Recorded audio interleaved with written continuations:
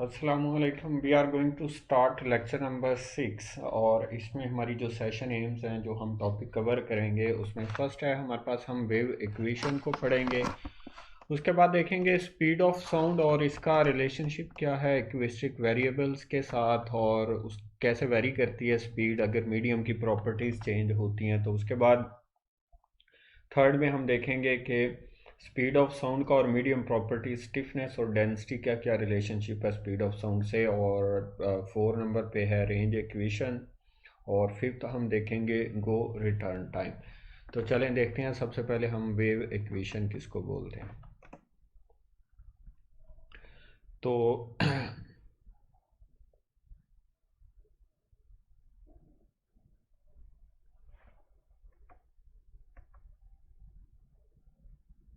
यहाँ पे सबसे पहले हमारे पास यहाँ पे ये डेफिनेशन है वेव इक्वेशन की। ऐसा फॉर्मूला जो वेव की 3 प्रॉपर्टीज को इंटर रिलेट करता है, speed of waves, frequency of waves, wavelength of wave. ऐसा रिलेशन जो स्पीड को, फ्रीक्वेंसी को और वेवलेंथ को एक दूसरे से रिलेट करता है उसको वेव इक्वेशन कहा जाता है। यहाँ पे v speed of sound waves है, f frequency of sound waves है और लेमडा यहाँ पे क्या है, वेवलेंथ ऑफ वेव्स है।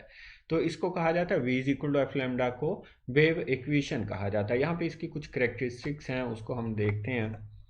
तो यहाँ पे अगेन ये फॉर्मूला लिखा हुआ है wave equation v is equal to F lambda. तो कुछ लोग यहाँ पे ना स्पीड को डिस्क्राइब करना स्टार्ट कर देते हैं f और लेमडा से। तो ये बात याद रखें कि जो स्पीड है वो किसी भी मीडियम में कांस्टेंट रहती है। मींस कि जब देखें एयर में जो जब साउंड आ जाती है तो वो प्योरली एयर के ऊपर डिपेंड करेगी। वो सोर्स, फ्रीक्वेंसी हमेशा सोर्स की होती है, ये याद रखिएगा। और वेवलेंथ जो है वो वेरी करती है मीडियम से। तो यहाँ पे स्पीड कांस्टेंट रहती है किसी भी मीडियम में। वाटर में जब तक वेव मूव करती रहेगी कांस्टेंट स्पीड से मूव करेगी। एयर में तो एयर में अगर कंडीशंस कांस्टेंट हैं स्पीड कांस्टेंट से मींस के स्पीड मीडियम के ऊपर डिपेंड करेगी, अब फ्रीक्वेंसी पे या वेवलेंथ पे डिपेंड नहीं करती। उसकी रीज़न क्या है देखें, फ्रीक्वेंसी और वेवलेंथ दोनों इनवर्सली प्रोपोर्शनल है। तो इनमें से इन्वर्स रिलेशन है, मींस के अगर फ्रीक्वेंसी इंक्रीज होगी, ये वैसे कभी इंक्रीज नहीं होती, जब मीडियम से वेव निकल जाए तो वेवलेंथ क्या हो जाएगी, रिड्यूस हो जाएगी। दोनों का प्रोडक्ट क्या रहेगा, कांस्टेंट रहेगा। उसके बाद अगर वेवलेंथ इंक्रीज करती, मोस्टली ये केस होता है कि एनर्जी लॉस होता है। तो एनर्जी लॉस होने से फ्रीक्वेंसी डिक्रीज करती है और यहाँ पे वेवलेंथ क्या होती है, मोस्टली रिड्यूस होती है। तो यहाँ पे दोनों का प्रोडक्ट अगेन क्या रहेगा, कांस्टेंट। तो कुछ लोग लिख देते हैं जी स्पीड के साथ इसका इन्वर्सली रिलेशन है, ये है वो है। ऐसा लिखने को ऐसा कुछ नहीं है। स्पीड जो है वो प्योरली मीडियम डिपेंडेंट होती है, जो मीडियम की प्रॉपर्टीज़ के ऊपर डिपेंड करती है। तो यहाँ पे स्पीड हमेशा कांस्टेंट रहती है क्योंकि एफ और लेमडा में इन्वर्स रिलेशन है। तो स्पीड ऑफ साउंड जो है वो डिपेंड करती है किसके ऊपर, ये याद रखें यहाँ पे फ्रीक्वेंसी और वेवलेंथ इन्वर्सली प्रोपोर्शनल है। तो स्पीड ऑफ साउंड जो है वो डिपेंड करती है एक्विस्टिक वेरिएबल्स, उनमें प्रेशर है, डेंसिटी है, टेम्परेचर है और medium and it's stiffness, medium की प्रॉपर्टीज़ के ऊपर डिपेंड करती है। और अभी हम इनको यहाँ पे डिटेल में देखते हैं। Speed of sound and acoustic variables. तो स्पीड ऑफ साउंड का जो मीडियम में फॉर्मूला है, speed of sound in medium, ये किसके इक्वल है, b is equal to gamma P. यहाँ पे गैमा पी गैसेस को जब डिस्क्राइब करते हैं तो गैमा पी लिखते हैं। Modulus of elasticity gamma P के इक्वल होता है। यहाँ पे गैमा जो है वो रेशो है molar specific heat capacity at constant pressure to volume, और ये पी प्रेशर है और ये डेंसिटी है। तो स्पीड ऑफ साउंड का फॉर्मूला मीडियम में ये है। यहाँ पे बी क्या है, मॉडुलस ऑफ इलास्टिसिटी या बल्क मॉडुलस, और इसको स्ट्रेस प्रेशर ओवर स्ट्रेन, और उसके बाद ये डेंसिटी ऑफ मीडियम है। तो स्पीड ऑफ साउंड जो है यहाँ पे डायरेक्टली प्रोपोर्शनल टू मॉडुलस है और इन्वर्सली प्रोपोर्शनल टू डेंसिटी है, और अभी इसको देखते हैं। लेकिन ये याद रखें जब भी मीडियम में स्पीड ऑफ साउंड को डिस्कस करने जाएं तो ये वाला फॉर्मूला यूज़ करें, v is equal to F lambda आप यूज़ नहीं कर सकते। वो जस्ट इसकी वेव प्रॉपर्टीज़ को इन्वेस्टिगेट करने के लिए, स्पीड में जो वेरिएशन है वो मीडियम से देखी जाती हैं। तो अगर आप यहाँ पे देखें ये डेंसिटी ऑफ मीडियम है और ये मीडियम का मॉडुलस ऑफ इलास्टिसिटी है। तो स्पीड प्योरली मीडियम की प्रॉपर्टीज़ के ऊपर और मीडियम के ऊपर डिपेंड करती है। अब इनके ऊपर कैसे डिपेंड करती है इसको देखते हैं। प्रेशर से क्या वेरिएशन आती है स्पीड ऑफ साउंड में? तो फर्स्ट एक्विस्टिक वेरिएबल है प्रेशर। अगर प्रेशर को चेंज किया जाए तो क्या स्पीड ऑफ साउंड में कोई वेरिएशन आएगी या नहीं आएगी? तो अगर किसी मीडियम का प्रेशर चेंज हो तो स्पीड ऑफ साउंड वेरी नहीं करती, उसमें कोई चेंज नहीं आती। उसकी रीज़न क्या है? प्रेशर और डेंसिटी का दोनों का डायरेक्ट लिंक है। अगर प्रेशर इंक्रीज होगा डेंसिटी भी क्या हो जाएगी, इंक्रीज हो जाएगी। तो यहाँ पे देखें स्पीड ऑफ साउंड में स्पीड ऑफ साउंड रेशियो है किसकी, प्रेशर और डेंसिटी की। जितना प्रेशर इंक्रीज करेगा उतनी डेंसिटी इंक्रीज हो जाएगी, रेशियो बैलेंस, वी में कोई चेंज नहीं आएगी। अगर यहाँ पे प्रेशर रिड्यूस होगा तो डेंसिटी क्या हो जाएगी, डेंसिटी भी रिड्यूस हो जाती है। तो लिहाजा जितना ये रिड्यूस होगा उतनी ये रिड्यूस हो जाएगी, रेशियो अगेन क्या रहेगी, कांस्टेंट रहेगी। तो लिहाजा जिस मीडियम से साउंड पास हो रही होती है अगर उसके प्रेशर में वेरिएशंस की जाएं तो स्पीड ऑफ साउंड के ऊपर कोई इफेक्ट नहीं होता, स्पीड कांस्टेंट रहती है, क्योंकि यहाँ पे स्पीड डायरेक्टली प्रोपोर्शनल है स्क्वायर रूट ऑफ प्रेशर के और इन्वर्सली प्रोपोर्शनल है to the square root of density. तो लिहाजा जितना प्रेशर इंक्रीज या डिक्रीज करता है उसी रेशियो से डेंसिटी में वेरिएशन आती है, तो रेशियो में कोई चेंज नहीं आती। तो लिहाजा प्रेशर एक्विस्टिक वेरिएबल है, अगर मीडियम का चेंज हो तो स्पीड ऑफ साउंड में कोई वेरिएशन नहीं आती।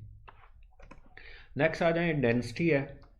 तो डेंसिटी को स्टडी करते हैं एट कांस्टेंट प्रेशर। अगर प्रेशर को कांस्टेंट रखा जाए तो तब जो स्पीड ऑफ साउंड है वो इन्वर्सली प्रोपोर्शनल है to the square root of density.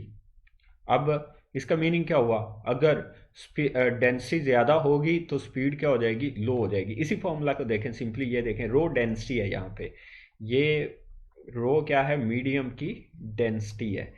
तो अगर डेंसिटी ज़्यादा है तो स्पीड क्या हो जाएगी, क्योंकि फॉर्मूला बता रहा है जो चीज़ डिनोमिनेटर में होती है वो इन्वर्स रिलेशन में होती है। तो डेंसिटी यहाँ पे डिनोमिनेटर है, वी के फॉर्मूला का डिनोमिनेटर है। तो लिहाजा वी में और डेंसिटी में इन्वर्स रिलेशन है। डेंसिटी हाई होगी स्पीड लो हो जाएगी, डेंसिटी लो होगी तो स्पीड क्या हो जाएगी, लो हो जाएगी। लेकिन दोनों में इन्वर्स रिलेशन है स्क्वायर रूट से। इसका मीनिंग ये है कि यहाँ पे अगर मैं डेंसिटी को बढ़ाऊँ 4 टाइम्स तो स्पीड क्या हो जाएगी, 2 टाइम्स कम होगी, क्योंकि यहाँ पे 4 का स्क्वायर रूट क्या आएगा, 2 आएगा। तो लिहाजा स्पीड कितनी रिड्यूस हो जाएगी, 2 टाइम्स रिड्यूस हो जाएगी। तो इनवर्स रिलेशन है लेकिन स्क्वायर रूट से। तो स्पीड डिक्रीज होती है डेंसिटी के इंक्रीज होने से और डेंसिटी के डिक्रीज होने से स्पीड इंक्रीज होती है लेकिन स्क्वायर रूट से, ये भी आपने याद रखना है। उसके बाद जो एक्विस्टिक वेरिएबल है हमारे पास वो है टेम्परेचर। तो टेम्परेचर जो है वो डायरेक्टली प्रोपोर्शनल है to the speed of sound. Temperature increase होगा लेकिन ये भी स्क्वायर रूट के है। अगर टेम्परेचर इंक्रीज होगा तो स्पीड ऑफ साउंड भी क्या कर जाती है, इंक्रीज। तो speed of sound directly proportional to the square root of temperature. लिहाजा टेम्परेचर को 4 टाइम्स बढ़ाएंगे तो स्पीड कितनी बढ़ेगी, 2 टाइम्स। और अगर आप इसको कितना बढ़ाएंगे, अगर आप इसको 16 टाइम्स टेम्परेचर को बढ़ाएंगे तो ये कितना है, 16 का स्क्वायर रूट 4। तो ये स्पीड क्या बढ़ेगी, 4 टाइम्स बढ़ती है। तो स्पीड ऑफ साउंड और टेम्परेचर में डायरेक्ट रिलेशन है स्क्वायर रूट से। उसके बाद गैसेस में जो स्पीड ऑफ साउंड का फॉर्मूला वो है वी टी, मीन्स के स्पीड एट टी टेम्परेचर, ये स्पीड एट 0 सेल्सियस टेम्परेचर है प्लस 0.61 टी। यहाँ पे टी टेम्परेचर है। अगर आपको कहा जा रहा है कि 5 सेल्सियस पे बताओ टी की वैल्यू, यहाँ पे 5 पुट कर दो, इसकी वैल्यू 332 या 333 फिक्स है। ये वाली 0 सेल्सियस पे ये स्टैंडर्ड स्पीड है, आपने वो पुट कर देनी है 330 मीटर पर सेकेंड। और यहाँ पे अगर टेम्परेचर 1 सेल्सियस है तो 1 पुट करेंगे तो 0.61। एक सेंटीग्रेड टेम्परेचर बढ़ाने से स्पीड ऑफ साउंड में इंक्रीज कितनी आती है, 0.61 मीटर पर सेकंड की स्पीड इंक्रीज होती है। तो अगर आपको 100 सेल्सियस पे पूछा जा रहा है, 20 सेल्सियस पे, 50 सेल्सियस पे, तो सिंपली आप यहाँ पे टी की वैल्यू पुट करें और ये स्टैंडर्ड स्पीड है उसको पुट करें। तो यहाँ पे अगर 50 पे पूछा जा रहा है तो V50 आ जाएगा, मीन्स के 50 सेल्सियस पे स्पीड ऑफ साउंड। तो लिहाजा ये टेम्परेचर जो है मीडियम का उससे भी स्पीड ऑफ साउंड जो है वो वेरी करती है। लेकिन 1 सेल्सियस कितनी स्पीड इंक्रीज करता है, 0.61 मीटर पर सेकेंड की। उसके बाद है modulus of elasticity of medium, या हम मीडियम की स्टिफनेस भी कह सकते हैं। तो जो मीडियम जो हैं वो स्टिफ होते हैं, इसको भी मोस्टली हम स्टडी करेंगे प्रेशर को कांस्टेंट रख के यहाँ पे। तो जो स्पीड ऑफ साउंड है वो डायरेक्टली प्रोपोर्शनल है to the square root of modulus of elasticity. अगर आप स्पीड ऑफ साउंड का फॉर्मूला अगेन जाके देखना चाहते हैं तो यहाँ पे मैं आपको अगेन शो कर देता हूँ। यहाँ पे देखें, स्पीड ऑफ साउंड अगेन यहाँ पे मॉडुलस ऑफ इलास्टिसिटी के स्क्वायर रूट के डायरेक्टली प्रोपोर्शनल है, ये भी याद रहे। तो उसके बाद जो मटेरियल्स जो हैं वो स्टिफ होते हैं, मींस के हार्ड मटेरियल्स जो हैं तो उनका मॉडुलस ऑफ इलास्टिसिटी क्या है, वो ज़्यादा होता है। तो उनमें स्पीड ऑफ साउंड क्या होगी, ज़्यादा होगी। तो स्टिफ मटेरियल्स की कुछ और भी प्रॉपर्टीज़ हैं, इनमें मॉलिक्यूल्स क्लोजली पैक्ड होते हैं, इस वजह से वो बहुत क्विक रेस्पॉन्ड करते हैं जब साउंड उस मीडियम में एंटर होती है, और बड़ी जल्दी से उसको क्या करते हैं, एक एंड से उठा के दूसरे एंड पे ले जाते हैं। लेकिन अगर गैस होगी तो उसके मॉलिक्यूल्स तो बहुत दूर खड़े हुए हैं, उनको तो कम्युनिकेट करें एक मॉलिक्यूल को दूसरे मॉलिक्यूल के पास पहुंचने के लिए बहुत सारा टाइम लग जाता है, तो टाइम बहुत वेस्ट होता है किनमें, गैसेज में, क्योंकि मॉलिक्यूल्स में डिस्टेंस बहुत ज़्यादा होता है। लिहाजा सॉलिड्स के मॉलिक्यूल्स क्लोजली पैक्ड हैं, इनकी स्टिफनेस इसी वजह से ज़्यादा होती है और ये क्विकली रेस्पॉन्ड करते हैं, इस वजह से स्पीड ऑफ साउंड इनमें हाई होती है। सेकंड, इसी पॉइंट को हम एक और सेंस में भी डिस्क्राइब कर सकते हैं। तो इनमें सॉलिड्स में इंटरमॉलिक्यूलर बॉन्ड या इंटरमॉलिक्यूलर फोर्सेस स्ट्रांग होती हैं, इस वजह से मॉलिक्यूल्स स्ट्रांगली हेल्ड होते हैं, इंटरमॉलिक्यूलर फोर्सेस स्ट्रांग होती हैं, इसी वजह से ये क्या करते हैं, बड़ी क्विकली साउंड को एक पॉइंट से दूसरे पॉइंट पे ट्रांसमिट कर देते हैं, ट्रांसपोर्ट कर देते हैं, मूव शिफ्ट कर देते हैं एक पॉइंट से दूसरे पॉइंट पे। तो सॉलिड्स में इंटरमॉलिक्यूलर फोर्सेस स्ट्रांग होती हैं, इसी वजह से इनमें स्पीड ऑफ साउंड क्या होती है, सबसे ज़्यादा हाई होती है, और इनकी स्टिफनेस भी सबसे ज़्यादा होती है। तो इस डायग्राम में अगर आप लोग देखें, ये सॉलिड है, इसके मॉलिक्यूल्स क्लोजली पैक्ड हैं, लिक्विड्स में मॉलिक्यूल क्लोजली पैक्ड हैं एज कंपेयर टू गैसेस, लेकिन लूजली पैक्ड हैं as compare to solids. Solids में इंटरमॉलिक्यूलर फोर्सेस सबसे स्ट्रॉन्ग हैं, दूसरे नंबर पे लिक्विड्स हैं, थर्ड पे गैसेस हैं। तो सबसे हाई स्पीड सॉलिड्स में, फिर लिक्विड्स में, फिर किन में है, गैसेस में होती है। तो उसके बाद आ जाएं propagation speeds in soft tissue and other materials, ये आपने याद रखनी है। यहाँ पे कोई फिजिक्स नहीं है, एयर में वैल्यू कितनी दी हुई है, ये यहाँ पे 330 मीटर पर सेकंड है, वहाँ पे जो मैंने फॉर्मूला लिखा था V0 330 मीटर पर सेकंड होती है। फैट में ये है, वाटर में 20 सेल्सियस के ऊपर ये है, उसके बाद सेलीन में 20 सेल्सियस पे 6% की दी हुई है, ये स्पीड दी हुई है, इसको भी आप लोग देख लें। उसके बाद हमारे पास है variation in physical conditions and its effect on depth calculation. अब देखें, हम लोग पढ़ रहे हैं स्पीड ऑफ साउंड, इसकी एक और स्लाइड है, एक मिनट मुझे देखने दें वो कहाँ पे है।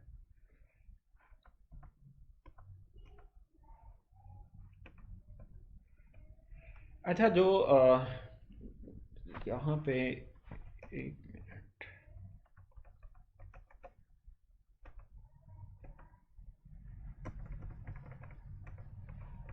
जो स्पीड ऑफ साउंड है वो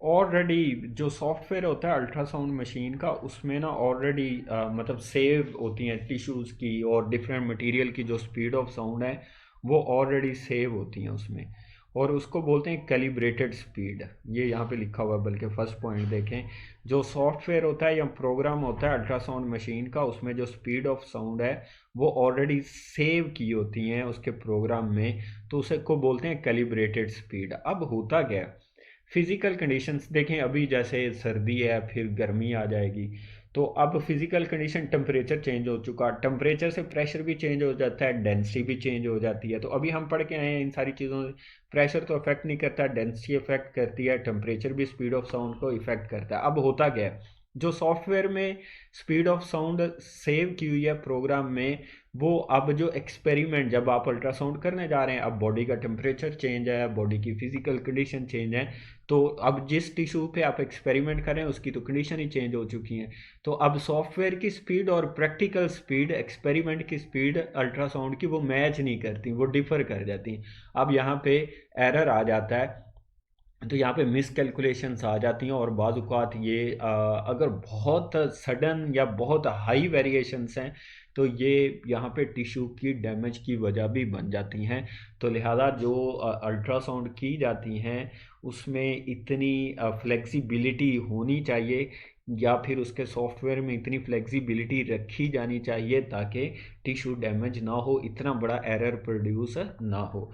तो एरर आने की वजह क्या होती है कि जो सॉफ्टवेयर की वैल्यूज़ होती हैं, जो उसमें स्पीड की सेव वैल्यूज़ हैं उसमें, और उनमें वेरिएशंस आ रही होती हैं, जो हमने मींस के एक्सपेरिमेंट जब कर रहे होते हैं या आप अल्ट्रासाउंड मशीन जब यूज़ कर रहे हैं तो उस टाइम पे।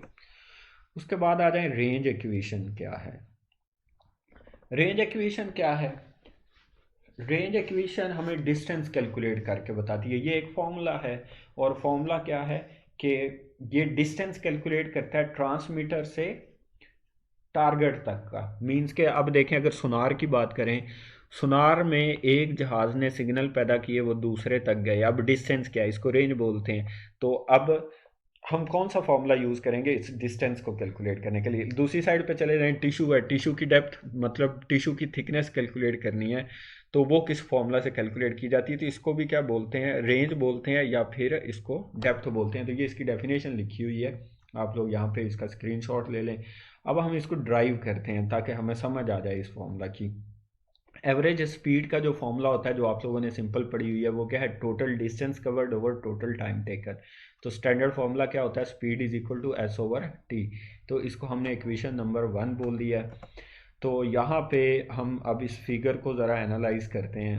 अब ये देखें, ट्रांसड्यूसर है, इसने ये अल्ट्रासाउंड टिश्यू 1 में इंजेक्ट की है। तो ये देखें, ये इसकी बाउंड्री के ऊपर से रिफ्लेक्ट बैक होगी। सपोज इस टिश्यू की जो थिकनेस है वो डी है। क्लियर? अब जो टाइम है, जो यहाँ पे ट्रांसड्यूसर में या प्रोसेसर में टाइम नोट किया जाता है, उसमें डिस्टेंस 2d के इक्वल है। कैसे? ये देखें, एक डी तो अल्ट्रासाउंड ने जाते हुए कवर किया, दूसरा डी उसने कब कवर किया, जब वो रिटर्न आती है इको। तो टोटल जो डिस्टेंस कवर होता है वो कितना है, 2d के इक्वल होता है। तो एक डिस्टेंस जाते हुए है 1d, और एक डिस्टेंस क्या है, वापस आते हुए, तो ये 2d है। तो हमने स्पीड का फॉर्मूला पढ़ा हुआ है, उसमें देखें एस, टोटल डिस्टेंस कवर्ड कितना है, 2d के इक्वल है। तो हम एस को रिप्लेस कर देंगे उसी इक्वेशन में, किससे, 2d से। और क्योंकि ये टोटल टाइम टेकन होता है, जो ट्रांसड्यूसर टाइम नोट करता है वो जब अल्ट्रासाउंड को ट्रांसमिट कर देता है और अगेन उसके वापस आने तक का टाइम नोट करता है, तो वो 2d का टाइम होता है, 1d का टाइम नहीं होता। ये याद रखें, इस वजह से हमें 2 यूज़ करना पड़ता है। अल्ट्रासाउंड यहाँ से निकल गई, अगेन वो जब वापस आएगी तो वो क्या वो टाइम होगा, ये time t, total time taken होता है, time between reception and transmission होता है। तो लिहाजा इस वजह से total distance cover T time में कितना होता है, 2d। तो यहाँ पे 2d यूज़ कर देंगे। हमें डेप्थ यहाँ पे रेंज कैलकुलेट करनी है, डेप्थ को ही रेंज बोलते हैं। d हमने ये वाला डिस्टेंस कैलकुलेट करना है। तो ये देखें, ये टिश्यू के दरमियान और ट्रांसड्यूसर के दरमियान का डिस्टेंस है, और ये 1d के इक्वल है। हमें 1d चाहिए, इसी फॉर्मूला को रीअरेंज कर लें, t इधर आके मल्टीप्लाई कर जाएगा, तो यहाँ पे d, ये 2 इधर आके डिवाइड हो जाएगा। तो ये d किसके इक्वल आ जाएगा, v into time, speed into time over 2। तो इसको थिकनेस, इसके डिफरेंट नेम है जो यहाँ पे यूज़ किए जाते हैं।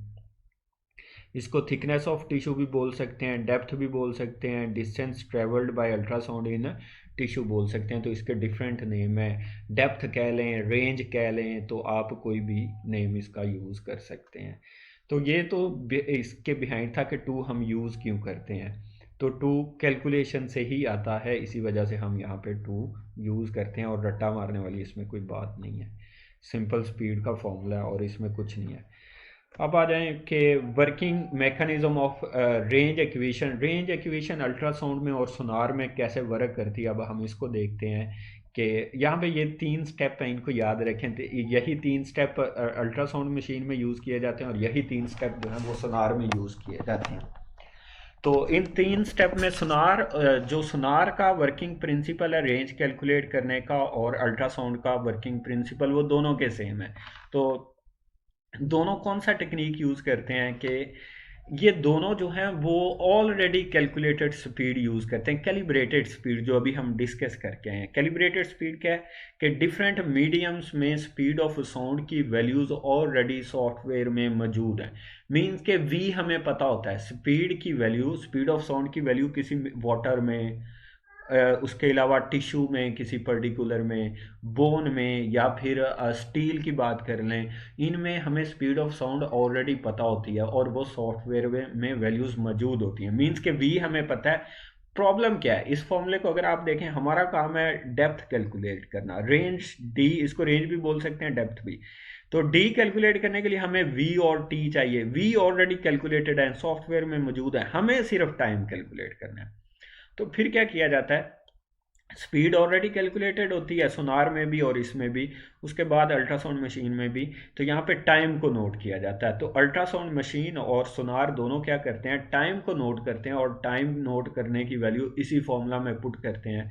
तो सिंपली डेप्थ या फिर रेंज आ जाती है, या टिश्यू की थिकनेस आ जाती है। तो ये 3 स्टेप हैं, स्पीड ऑलरेडी कैलकुलेटेड है, टाइम नोट करना है सिर्फ इन दोनों ने, और फॉर्मूला ये वाला यूज़ करना है, डेप्थ का या फिर रेंज का फॉर्मूला यूज़ करके वैल्यू को कैलकुलेट कर लिया जाता है। अब हम यहाँ पे जो अल्ट्रासाउंड कौन सा मैकेनिज़्म यूज़ कर रही है उसका थोड़ा सा डिटेल में यूज़ करते हैं। यही मैकेनिज़्म है, लेकिन इसमें हमने थोड़े से स्टेप में बताना है कि टिश्यू की डेप्थ कैसे अल्ट्रासाउंड मशीन कैलकुलेट। अल्ट्रासाउंड का ट्रांसड्यूसर क्या करता है, वेव को बॉडी में इंजेक्ट करता है। यहाँ पे देखें, ट्रांसड्यूसर या वेव बॉडी में इंजेक्ट कर रहा है। उसके बाद टिश्यू इंटरफेस, टिश्यू क्या करता है, टिश्यू का सरफेस, ये अगर आप देखें ये वाला टिश्यू का सरफेस, ये साउंड वेव को रिफ्लेक्ट बैक करता है। तो सेकंड स्टेप कह दिया जी, वो रिफ्लेक्ट बैक कर रहा है उसको। उसके बाद यहाँ पे जो साउंड वेव है जो इको वापस आई है, उसका एम्पलीट्यूड प्रोसेसर में नोट किया जाता है। प्रोसेसर ने टाइम कैलकुलेट करना है। टिश्यू में स्पीड हमें पता है, डेप्थ कैलकुलेट करनी है, डिस्टेंस कैलकुलेट करना है, स्पीड पता है, टाइम नोट करना होता है बस। तो जो प्रोसेसर है वो टाइम को कैलकुलेट करने के लिए एम्पलीट्यूड देखता है। एम्पलीट्यूड को देख के वो क्या करता है, टाइम को कैलकुलेट कर लेता है, और जब टाइम आ जाता है तो अगेन वो क्या करेगा, स्पीड ऑफ साउंड का फॉर्मूला यूज़ कर देगा अगेन। तो यहाँ पे एक टिपिकल वैल्यू दी गई है, फॉर एग्जांपल के टिश्यू में ये स्पीड ऑलरेडी सॉफ्टवेयर में कैलिब्रेट है, सेव की हुई है, उसके सॉफ्टवेयर में मौजूद है। 1.54 मिलीमीटर पर माइक्रो सेकंड। तो ये सॉफ्ट टिश्यू में स्पीड होती है, तो ये ऑलरेडी कैलिब्रेटेड स्पीड इसको बोलते हैं। तो टाइम नोट कर लिया सिंपली, तो क्या करेगी अल्ट्रासाउंड मशीन, इसी फॉर्मूला को यूज़ करेगी और आपको टिश्यू की डेप्थ बता देगी। तो इस टिश्यू डेप्थ के डिफरेंट नेम है, यहाँ पे रिफ्लेक्टेड डिस्टेंस भी कहा जाता है, टिश्यू थिकनेस भी कहा जाता है, और distance between transducer and organ और टिश्यू, ये इसके डिफरेंट नेम है डी के जो यूज़ किए जाते हैं। अगर आपको रिफ्लेक्टेड डिस्टेंस कहा जाता है, रिफ्लेक्टेड डिस्टेंस भी क्या है, ट्रांसड्यूसर और टिश्यू के दरमियान का डिस्टेंस है, या अदर वर्ड्स में टिश्यू के थिकनेस की, टिश्यू की थिकनेस है। अभी अगर आप पिछली डायग्राम में देखें तो ये टिश्यू की थिकनेस ही नहीं बता रही, ये वाली डायग्राम को देखें, टिश्यू में उसने इंजेक्ट किया उसको, और उसकी जो लास्ट वॉल है टिश्यू की, उससे रिफ्लेक्ट बैक आ रही है साउंड वेव। तो सिंपली क्या बता रहा है, टिश्यू थिकनेस, टिश्यू डेप्थ या रिफ्लेक्टेड डिस्टेंस है। ये देखें, ये रिफ्लेक्टेड डिस्टेंस भी इसी के इक्वल नहीं है, तो लिहाजा इसकी के डिफरेंट नेम है जो यूज़ किए जाते हैं। उसके बाद आ जाए, गो रिटर्न टाइम है। तो गो रिटर्न टाइम क्या है, वो प्रोजेक्टाइल मोशन में सिंपली आप इसको, ये वाली सेकंड वाली स्टेटमेंट बड़ी इजी है, मैंने जो लिखी है, जितने टाइम के लिए अल्ट्रासाउंड ट्रांसड्यूसर से बाहर रहती है उसको क्या बोलते हैं, गो रिटर्न टाइम। देखें, ये ट्रांसड्यूसर है, इसने अल्ट्रासाउंड यहाँ पे बॉडी में इंजेक्ट कर दी, तो जितने टाइम में आप समझ लें अल्ट्रासाउंड बॉडी में रहती है, वो टाइम क्या है उसका, गो रिटर्न। ये अल्ट्रासाउंड जा रही है और ये वापस आ रही है, ये गो है, और ये क्या है, रिटर्न। तो जो टोटल टाइम टेक करती है अल्ट्रासाउंड, किससे, ट्रांसड्यूसर से टिश्यू में जाते हुए और टिश्यू से ट्रांसड्यूसर तक वापस आते हुए, उसको क्या बोलते हैं, गो रिटर्न टाइम। या हम ये कह सकते हैं जो अल्ट्रासाउंड ट्रांसमीटर से अगेन वापस रिसीवर तक आने में टाइम टेक करती है, उसे क्या बोलते हैं, गो रिटर्न टाइम बोलते हैं। तो इसी के दूसरे नेम क्या है, पल्स इको टाइम है, पल्स राउंड ट्रिप है, इसको फ्लाइट टाइम भी कहा जाता है। तो इसी के डिफरेंट नेम है जो हम लोग यहाँ पे यूज़ करते हैं। तो इसी को उसमें जो अभी हमने रेंज इक्वेशन यूज़ की, उसमें जो टी टाइम यूज़ किया हुआ वो यही टाइम है, गो रिटर्न टाइम ही है उसी फॉर्मूला में। अगर आपको गो रिटर्न टाइम भी कैलकुलेट करना हो तो वही फॉर्मूला यूज़ करें। उसके बाद यहाँ पे जो डिस्टेंस है वो डायरेक्टली प्रोपोर्शनल होता है टू गो रिटर्न टाइम। ये अपनी कॉमन सेंस यूज़ करें, रट्टा मारने की ज़रूरत नहीं है। आपको 5 किलोमीटर जाना है, आपके पास एक कार है, अल्ट्रासाउंड की स्पीड तो अब फिक्स है, ठीक है। तो अब आपके पास एक कार है, वो 100 किलोमीटर पर सेकंड की स्पीड से चल सकती है। अब 10 किलोमीटर जाएंगे कम टाइम लगेगा, 20 जाएंगे स्पीड तो आपकी फिक्स है, ज़्यादा टाइम लगेगा, 100 किलोमीटर जाओगे तो ज़्यादा टाइम लगेगा। तो यहाँ पे सिंपली क्या है, जितना ज़्यादा डिस्टेंस होगा उतना ही गो रिटर्न टाइम ज़्यादा होगा। उसके बाद डी पी को, सिंपल, डिस्टेंस ज़्यादा हो गया तो गो रिटर्न टाइम क्या हो जाएगा, ज़्यादा। सुपरफिशियल इकोस क्या होती हैं, ये कम टाइम। सुपरफिशियल का मीनिंग होता है सरफेस से बाहर आ जाना। ये देखो, अगर ये टिश्यू है, इसकी पूरी डेप्थ में एक सिग्नल जा रहा है और एक क्या कर रहा है, सुपरफिशियल, यहाँ पे एक सिग्नल यहाँ से वापस आ जाता है और एक सिग्नल इसके अंदर जा रहा है, तो इसका टाइम क्या होगा, ज़्यादा होगा। तो वो एक सिग्नल जो सरफेस से यहाँ से ही मुड़ के वापस आ गया, ये आपको सिर्फ बाउंड्री का इमेज लेना था, तो इसका टाइम क्या होगा, कम। लेकिन इसका इसके इक्वल ही चला जाएगा अगर डेप्थ से ले रहे हैं, ठीक है। तो ऐसा सुपरफिशियल इकोस वो होती हैं जो बाहर सरफेस से रिटर्न आती हैं, तो इनका डिस्टेंस पूरे टिश्यू डिस्टेंस कम होता है। एक इको यहाँ से वापस जा रही है और एक इको यहाँ से वापस जा रही है, इसका डिस्टेंस ज़्यादा है, तो सिंपली इसका गो रिटर्न टाइम भी क्या होगा, ज़्यादा होगा। तो ये यार डीप इको और शॉर्ट इको या सुपरफिशियल इको, शॉर्ट इको है तो शॉर्ट इको का टाइम कम है, डीप इको का टाइम क्या है, ज़्यादा है। उसके बाद गो रिटर्न टाइम, ये यहाँ पे एक यूज़फुल वैल्यू दी गई है, ये स्टैंडर्ड वैल्यूज़ हैं, आप याद रख लें यहाँ पे। तो गो रिटर्न टाइम जो है सॉफ्ट टिश्यू में वो 13 माइक्रो सेकेंड पर सेंटीमीटर है, ठीक। तो अदर वर्ड्स में ये अगर आप लोग देखेंगे तो 1 सेंटीमीटर ये स्पीड भी है और डिस्टेंस की भी, आपको टाइम की इंफॉर्मेशन भी दे रही है। तो एक से 13 माइक्रो सेकेंड में अल्ट्रासाउंड सॉफ्ट टिश्यू में 1 सेंटीमीटर का डिस्टेंस कवर करती है।